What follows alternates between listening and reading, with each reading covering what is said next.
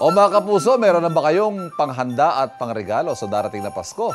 Narito ilang tips para sa hassle-free at stress-free na Christmas.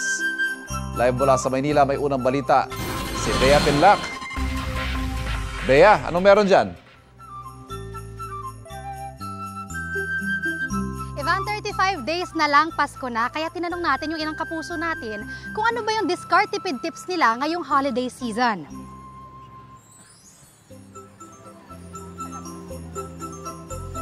Palapit na ng palapit ang Pasko. Panahon na naman ng masasayang handaan at syempre, bigayan ng regalo. Pero ngayon na mahal pa rin ang mga bilihin, sabi ng ilang kapuso natin, dapat hindi masakit sa bulsa ang pagdiriwang ng Pasko para talagang merry ang Christmas. Ang tipid-tip nila para sa Noche Buena, sakto lang daw dapat ang handa at hindi sa sobra. Simple lang, huwag mo kumaganda ng malaki. Maganda kung malaki kung may pera ka, kung wala, matipid ko muna. Yung tama lang, yung mga pagkain na pang araw-araw lang. Pag may sobra, itatago lang. Hindi naman po kailangan bonggang-bonggang handa eh.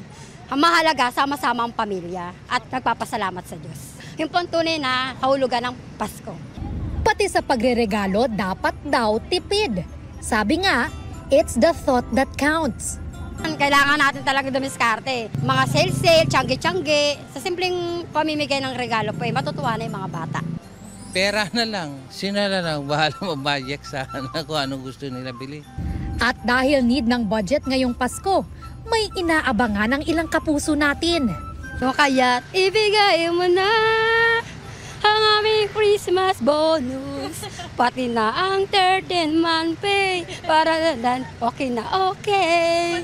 Hirit ng iba, ang tunay na Christmas wish daw talaga nila, mga bagay na hindi nabibili ng pera. Ang wish ko po ay sana wala magkakasakit sa amin, laging healthy ang pamilya ko at buo pa rin pamilya ko. Maayos na pagkangatawan, yung maayos na buhay, tahimik, hindi magulo.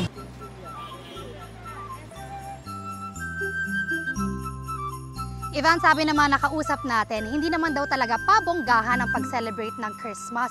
Ang mahalaga raw ay maalala natin kung bakit ba natin ito pinagdiriwang.